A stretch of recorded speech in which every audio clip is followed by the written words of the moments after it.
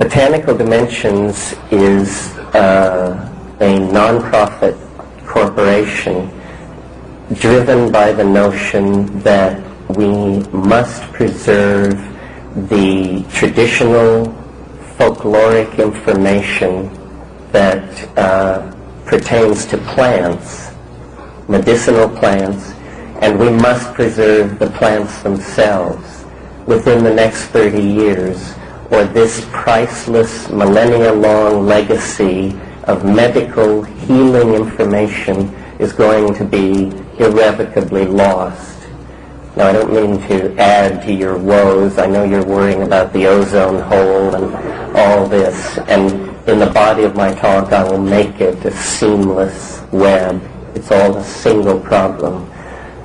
But in doing field work in the Amazon, Kat and I and our colleagues and have learned that this information, this thin web of understanding between human beings and plants is in great danger of being lost.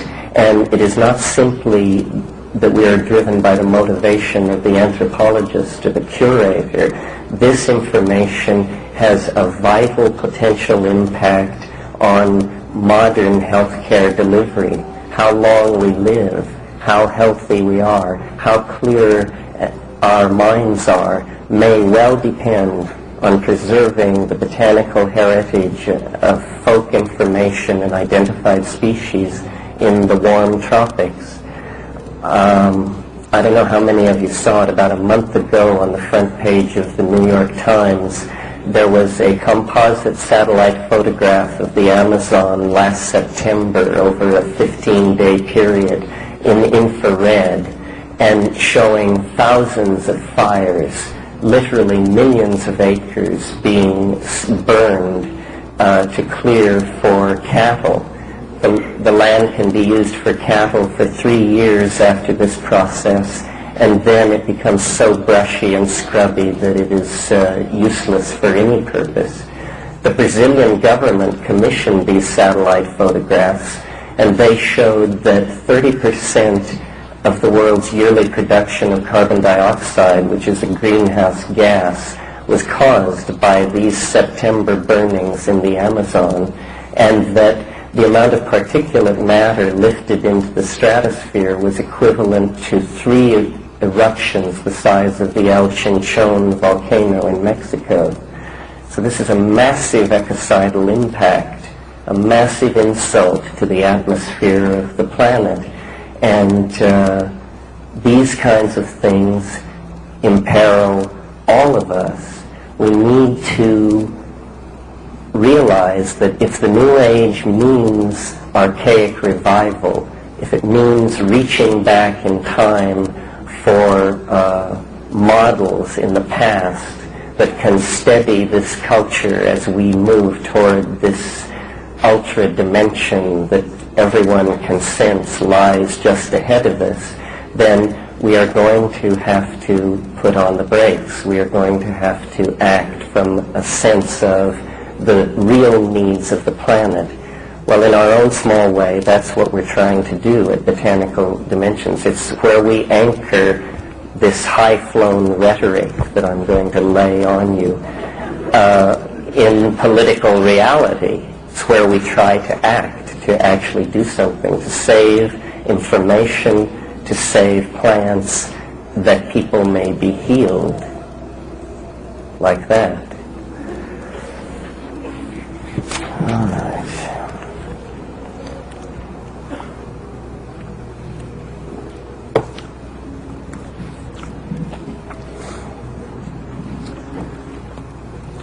I call this discussion the light at the end of history, and in a way my remarks about Botanical Dimensions set the stage. I wanted to talk about the end of history in an optimistic way. I wanted to transcend the airheadedness that haunts New Age rhetoric and still be able to say something positive about the future, both short-term and long-term, and give a kind of sense of possibilities outside the ordinary political agenda. The New Age, if it means anything, it must mean a revivification of values that are traditional, because those are the only values that have ever worked. And I don't mean traditional like 80 years ago. I mean like 500 years ago. In other words, there's a need to stand for a cultural answer that is not couched in the terms of Western European, male-dominated, paternalistic, white civilization.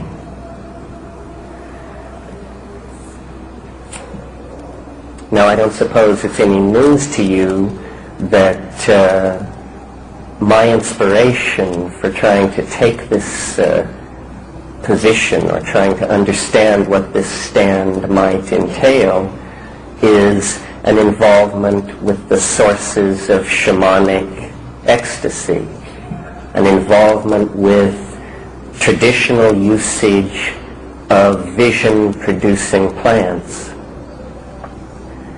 So in a moment when the whole world and the entire political apparatus is contorted by a fear of drugs, or at least an apparent stated fear of drugs,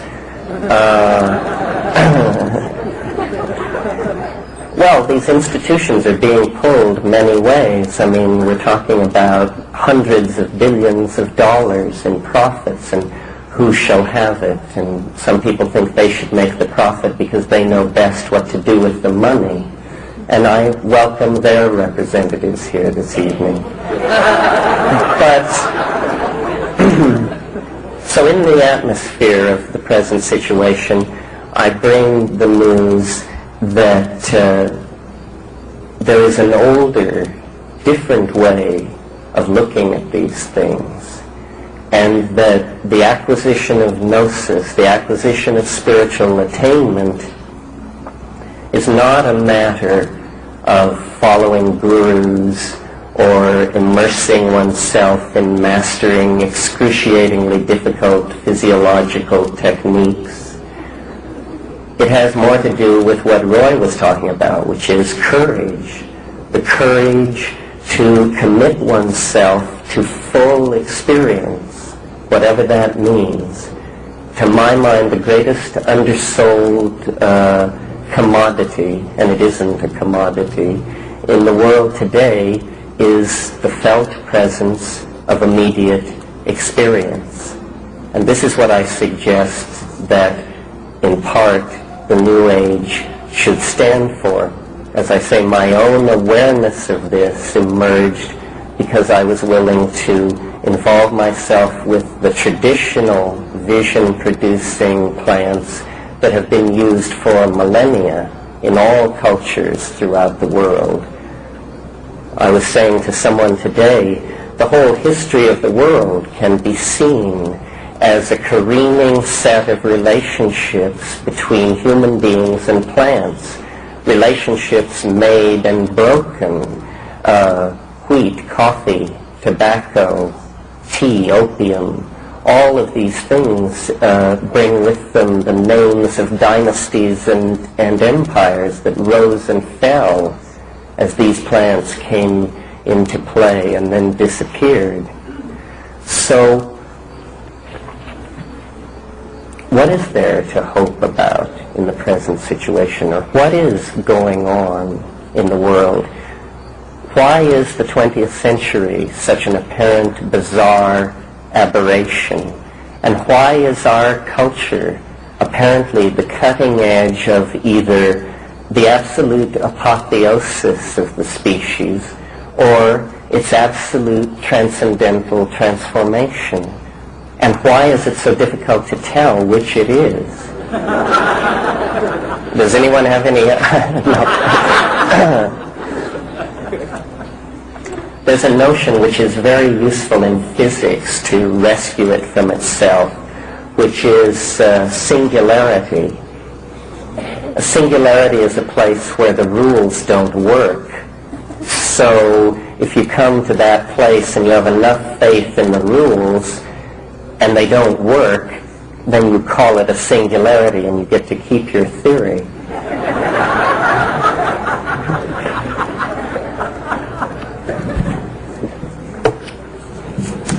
But it's very bad to have a lot of singularities.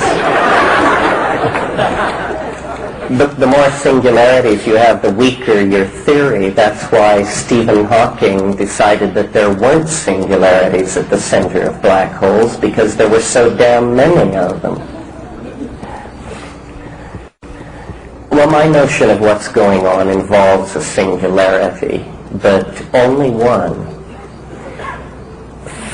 The orthodox story of how the universe got here demands a singularity as well. It's called the Big Bang, but again, revised after Hawking, only one. Well, so science puts its singularity at the beginning of the universe, and here is what it is. It is that suddenly, and for no reason, the entire universe sprang from nothing. It was definitely smaller than a dime. And granted that, we can explain everything.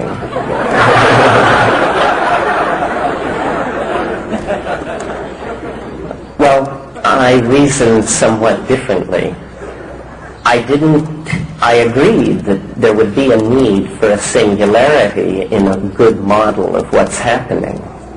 But it seemed to me that the singularity would probably be more likely to emerge out of a very complex set of preconditions rather than just springing from nothing.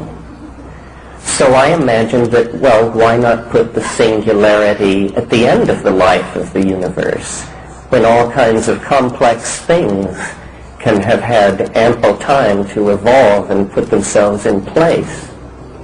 And then perhaps these complex things, whatever they may be, will generate a singularity. So, in fact, this is the notion. It's the notion that the whole history of the universe moves through a series of condensing stages, each stage requiring less time than its predecessor. And what these stages are is a gathering together of complexity.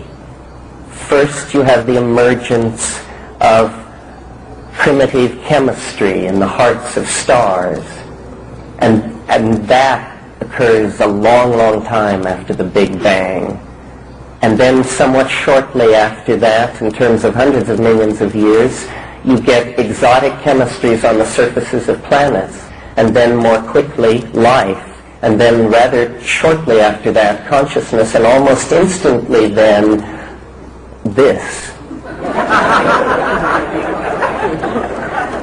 So what I take this to be is a leading toward complexity of all the processes in the cosmos as a set of nested entities.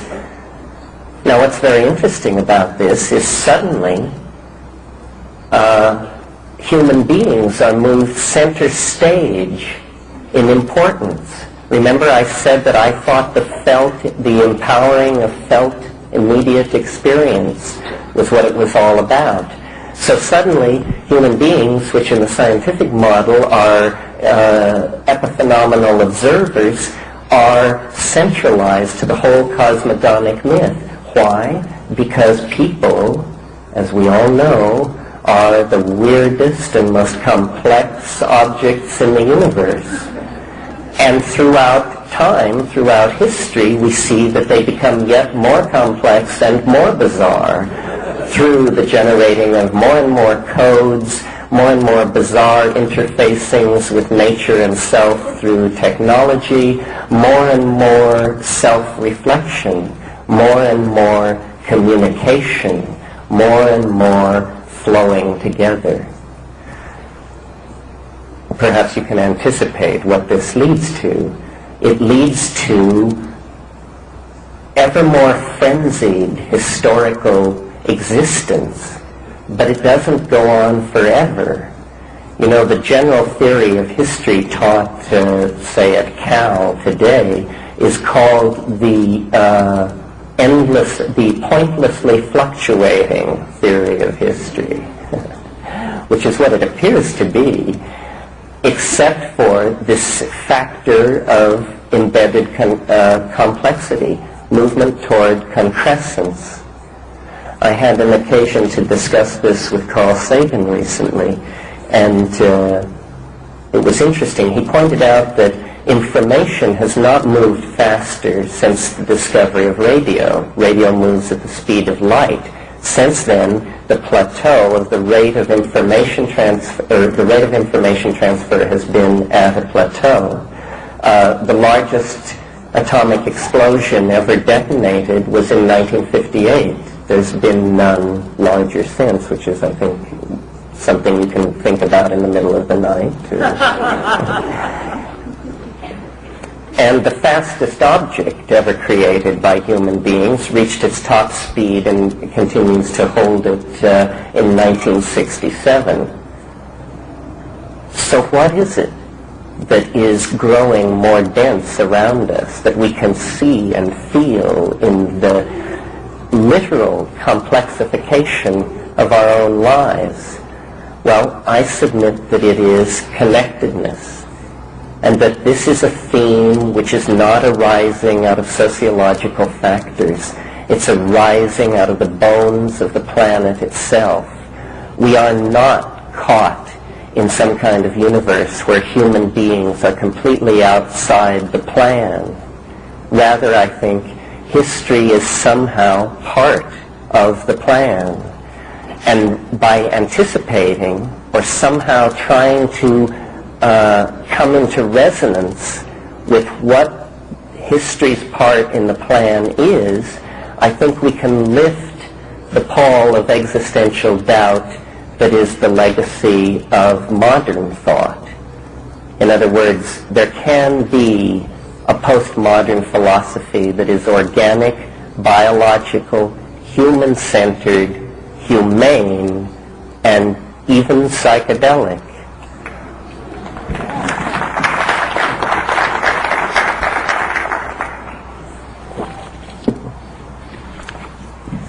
But now what about this singularity? Isn't this simply the end of the world that the fundamentalists are pushing and that the Hindus trot out every once in a while? Is that what it is? Is this scholasticism wearing psilocybin clothing? Could be, folks. No, I don't really think so, though. The Mandayans, who are a very obscure religious cult and hence very dear to my heart,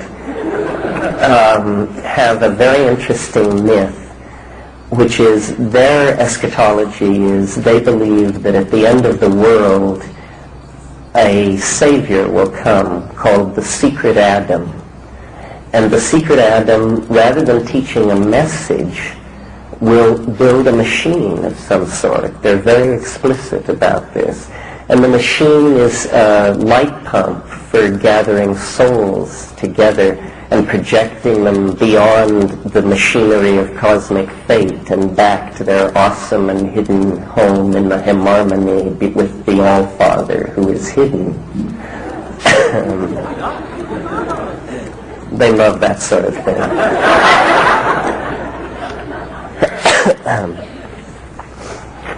In any case, this notion is very interesting, that somehow tool-making is a kind of salvational exercise, that somehow technology, which we have tended to abhor because in its present stages it is so toxic and vulgar and so badly manipulated and unethically manipulated, nevertheless, what it represents is a continuation of a process which seems to be very dear to human beings, which is the process of fashioning ideas into matter. And I think that what we're moving toward if we can come out on the other side of the very narrow political neck, the crisis that looms ahead of us, because there is a historical crisis, make no mistake about it. But I'm speaking actually to a world that survives that crisis, a world beyond the century. And I think that world has a crack at allowing us to become what we wish to be, to project ourselves out of the monkey nature and to really explore what self-reflection means. This could easily turn into an outlandish nightmare. The challenge is very real. I know that many people who follow my ideas and come to these events are psychotherapists and psychologists and therapists of all sorts. There is a great responsibility here to the creation of the future image of the human mind, psychotherapists and psychologists and therapists of all sorts. There is a great responsibility here to the creation of the future image of the human mind, because what we are moving toward is a technological singularity. In other words, the process of technology has been dominating our evolution since at least 25,000 years ago. For far longer than that, as a physiological type, we have been steady. There's been very little variance. But the proliferation of cultural artifacts has been ever increasing, asymptotically increasing now, toward the point that one can see that what is actually being proposed by whatever this force is that is driving the human unconscious and releasing ideas into the stream of historical time, what is actually being proposed is a full self-imaging of the soul. I've thought of this in terms of turning the human body inside out so that the soul is visible and the body becomes an object freely commanded in a realm which we call the imagination. These things are possible. This stuff is being labored toward in these tall glassy buildings all around us, even as we speak. A technology, information, transformation of coding, it has a life of its own. If you were an extraterrestrial staring down at this planet, you wouldn't see a human civilization. What you would see is a swarm of codes, some of them genetic, some of them electronic, some of them pheromonal, acoustic codes. Information is what's loose on the surface of this planet. Why? Why not? We have nothing else to compare it to. Perhaps this is what biology always ushers into, is this ever more intense, ever more accelerated self-reflection, self-expression. What is to be done with it? Well, I think that in a way it is doing what is to be done with it, and that a great deal of political education consists in standing back. What we are moving toward has a sense of itself. What we must provide is a channel of communication for a guiding image for the lives of each one of us, a guiding image for society. And what I think it is this, the felt presence of immediate experience. That's what sex is about.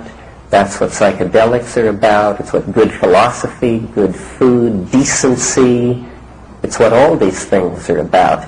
The valuing people, valuing the moment in which you are in as a cog in a wheel. Not, it was a great poet who said, it is not he or she or them or it that you belong to. There's something to that, I think.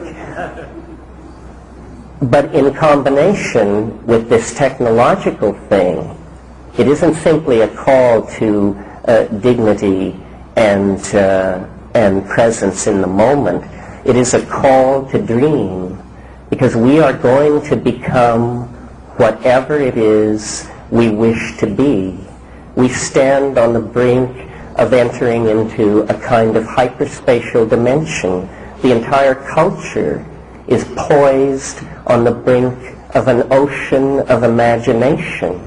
The mind, which began, 50, 100,000 years ago, a tiny spark pulled forth out of the darkness and the dim recesses of these pack-hunting primates on the plains of Africa, and then slowly, all that looking into the campfire, all those eons of boredom,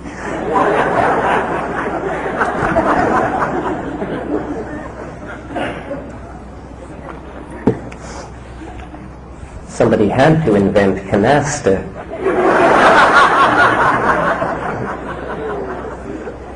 No, the game which was invented, the game which invented itself, was symbiosis. Symbiosis with plants. Out of this primate stock, there came one species that had the habit. The weird predilection for addicting to almost anything. To its mate, to its territory, to its place in a hierarchy, and to plants. And this symbiosis between people and plants is what gives us the legacy of our great religions.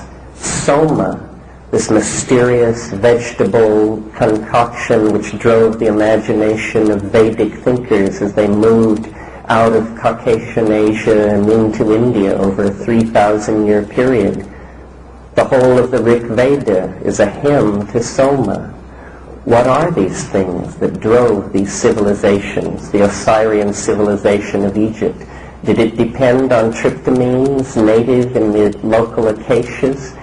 What is the relationship of ergotized beer or mushrooms to the Eleusinian mysteries, which put their stamp on the thinking of Plato, Aristotle, Aeschylus, Aristophanes, the whole pantheon of Greek thinkers?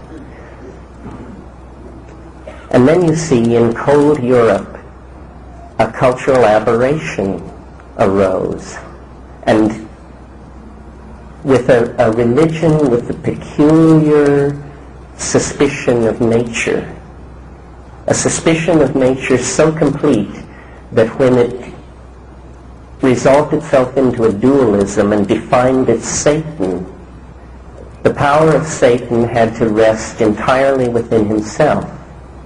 And thus plants, as a tool of feminism, which was associated with Satanism and demonic magic, you bet your booties, knowledge of plants completely disappeared on the European continent on any serious level. I'm talking now about ecstatic, visionary things. There were also botanical problems. The cold nature of Europe seems to give it a predisposition toward the tropanes, belladonna, the solanaceous plants that are not true psychedelics but really deliriants and frenzy-inducing kinds of nearly toxic, super intoxicants. And with European civilization comes the fullest expression of male-dominated paternalism, which of course had been brought through from Judaism into earlier Christianity, but it reached its fullest expression in the feudal ideal and chivalry, which was the final degradation of women. Essentially, it carried out a process that had been going on since the fall of Mycenaean Greece. And with this comes an enormous legacy of neurosis and an enormous reluctance to be involved in the real, but rather to stratify and to remove, to dominate, and to abstract, leading to modern science, leading to the ability to answer all questions which are irrelevant. The further the question is from relevancy, the more likely you are to get an absolutely down to a gnat's eyebrow answer. Again, this tension between the need to center the human being in our models and the willingness to leave human beings completely out of the picture in order to answer a whole different set of questions. So I think it's a challenge to all of us, to each of us,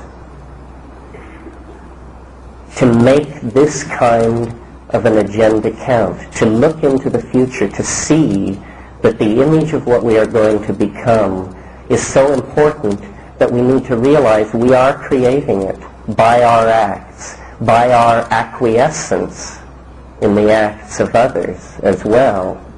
I mean, we are sitting through a particular period of idiocy, and there will be other periods of idiocy. But we can each move into the future, I think, at our own speed, at our own rate of understanding. The best ideas will win. It isn't a matter of great power. It's a matter of having the clearest image of the human soul, the clearest image of a historical goal that would be worthy enough to rescue meaning from the pyre of ruin, to rescue meaning from the pyre of ruin that history is when you look back over it. All those pogroms, all those burning villages, those migrations, wars, and epidemics, those are our people back there. If it weren't for them, we wouldn't be here. The human enterprise does not exist to gutter out like a river flowing into a desert. We have to be smart. Obviously, there is a great crisis. Obviously, no one can speak in terms of anything we can conceive of existing on this planet 400 or 500 years from now. The historical neck is upon us. There is a concept, the concept of forward escape. This is what we need, a forward escape into another dimension. Now, perhaps it's off the planet, perhaps it's into the bones of the planet, perhaps it's into a parallel dimension, perhaps it's forward into time, 1,000,000 years. But we must have, we will create this forward escape. It is the only possibility. It is not something to doubt. It is something to see as written into the record of events as we behold it, the steady acceleration of novelty, the ever-compressing and densifying of connectedness means that we are riding the forward crest of a kind of informational wave. And what history is a build-up of a kind of pressure. You know, in engineering school they have what they call Q, vibration, as a structure approaches the speed of sound. And right before you rupture the sound barrier, you are at max Q, and the airframe is bucking and threatens to pull itself apart. And then you slide through into the other dimension where it is smooth as glass. And this is what the 20th century is. It is this enormous culmination to a thrust toward another world that began about 15,000 years ago. It's a geological microsecond in which a species that was pawing for roots turns itself into some kind of archangelic, hyperdimensional creature that goes off into the realms of its own imaginings. It is possibly the purpose of the planet. In any case, it is necessary for the planet as much as it is necessary for us. The metaphor that we should hold in our minds as we confront the chaostrophe of the late 20th century is the image of birth. It is bloody. It is messy. It does not look like part of the ordinary run-of-the-mill of how life works. But it is. It is the sine qua non. That means you can't get along without it. If the child and the mother are not parted at a certain moment, toxemia can set in. This threatens the life of the infant. It threatens the life of the mother. This is all part of nature. These microcosmic processes are repeated in the macrocosm of the life of the planet. We are that infinite, and we have come to term. And what awaits us can hardly be imagined any more than a fetus can imagine being Ben Jonson.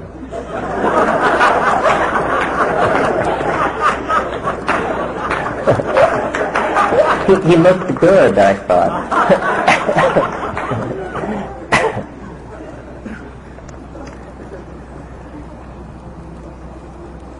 So I said this was a message of hope. And it is because I believe this process is built in, and that the way we can participate in it is by talking about it, by telling each other about it, by flexing the muscle of language to communicate with each other, to dispel the fear. This is the great weapon of simple people, is plain talk with each other. It's always plain talk that topples governments. Nothing else will do. It's always plain talk that brings on great new ideas. And plain talk is an art. It's an art that we all need to cultivate. It's the personal facet of this projection of a clear self-image. And plain talk empowers the felt presence of immediate experience. In fact, it's one of the best things you can do with immediate experience. It's amazing how the most intelligent of us go through the day basically communicating in grunts and groans. You know, I can be cleaning up my house, and in the course of half an hour, Rome will fall, and I will reinvent the polio vaccine in my mind. And if someone comes to the door and asks me what I've been doing, I say nothing. And I think everyone is like that. What the psychedelics argue, you see, is that we have universes of beauty and wonder and meaning locked up inside of ourselves, which we must find a way to share. And the only way we know is language and art and the transformation of language and art. And this is what we are called to grow closer to one another, to make ourselves part of this unitary entity.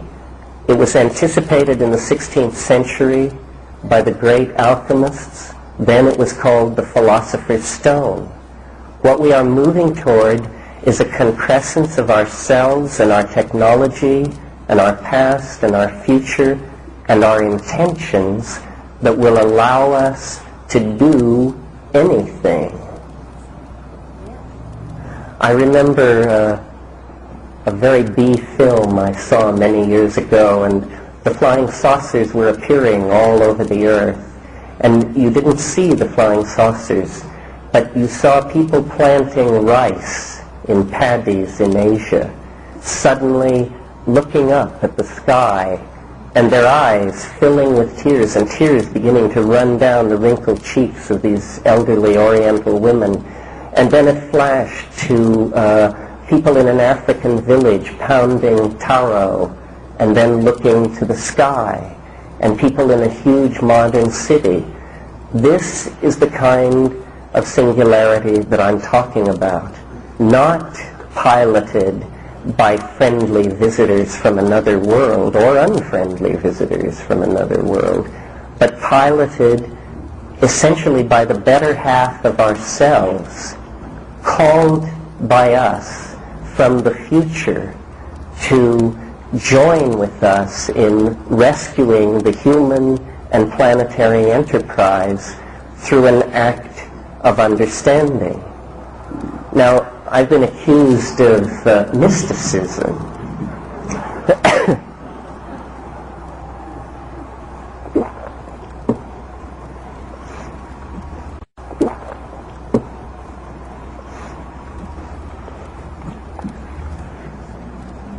And worse. But my image of the concrescence that culture is moving toward is something like this. It is the discovery of a principle or an attitude or a drug or a device. It doesn't really matter which. You can choose the metaphor that you like. A principle, an attitude, a drug, or a machine. But what's important is what it does. And what it will do is transmit information into the future. Send information into the future. And when I first imagined this device, most people I think would put themselves, would ask themselves, what would it be like at the other end where this information appears in the future? But what I wanted to imagine was, what would it look like in this laboratory when the first message was successfully transmitted to the future? Let's not call it a message, let's call it a person for the sake of imagery. So what would happen in this laboratory as the first time traveler is sailed off into the future? Well, now at first I thought that what would happen would be that suddenly all over the world time machines would appear, piloted by people from the future who had come to see the first time travel. Are you with me on this?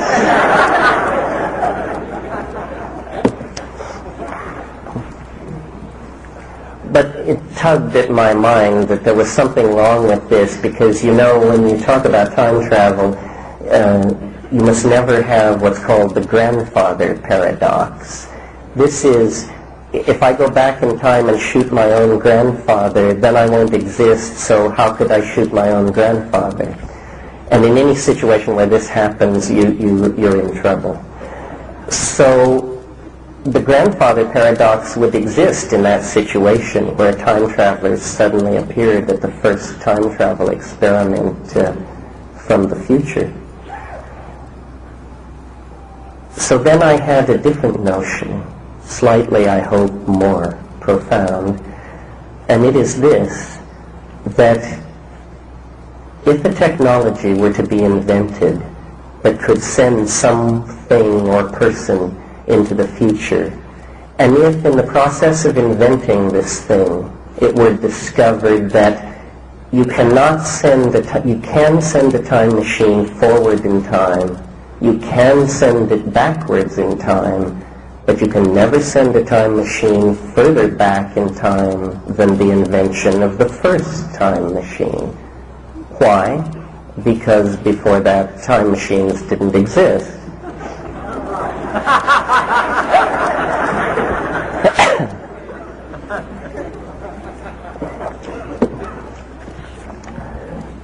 That would explain why we don't see time machines.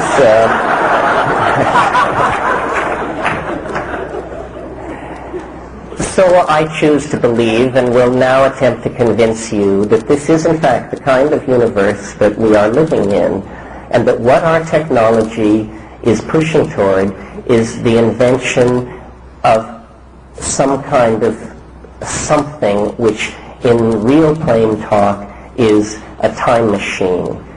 In slightly less plain talk, what is happening is that this concrescence, this singularity, this knitting together of everything is approaching the point where it can no longer be any more knitted together unless it expands into the future. You follow? In other words, it's becoming so complexified that it's requiring another dimension for its own self-description, and the only dimension available to it is the future, and so it's beginning to move into this other dimension, and we, standing in the macrocosm looking at this process, say, oh, someone has invented a time machine, but this is how it would work.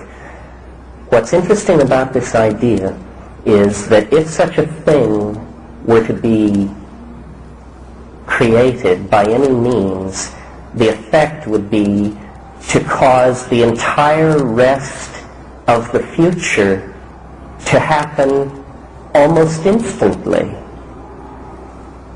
In other words, like heat distributing itself through a gas, the most advanced states that can possibly exist in the future lie just on the other side of this technological barrier of sending a person or thing into the future, because the most advanced state flows back through the system and converts all pre-existing states to itself. So this is to me very interesting. It means, in a way, that we can toil toward a kind of psychotechnological switch which, if thrown, emerges us in Bodhi mind, emerges us in the highest hypostatization available to the religions of our planet, the white light, the Bodhi mind, whatever you care to style it. It actually may exist ahead of us in the historical continuum. And of course, as in quantum physics, where particles can penetrate energy barriers and appear on the other side without actually having attained energy sufficient to go over the barrier, this is called virtual tunneling, information can make its way into the past, even our past, to a very slight degree. This is what has created these psychedelic visions, these religious hierophanies. They are the products of advanced human personalities, holy men and women, staring at their minds in states of deep contemplation and anticipating the destiny of the human race, the destiny of biology on this planet. And I think that we are very close to being able to cross through the membrane and realize this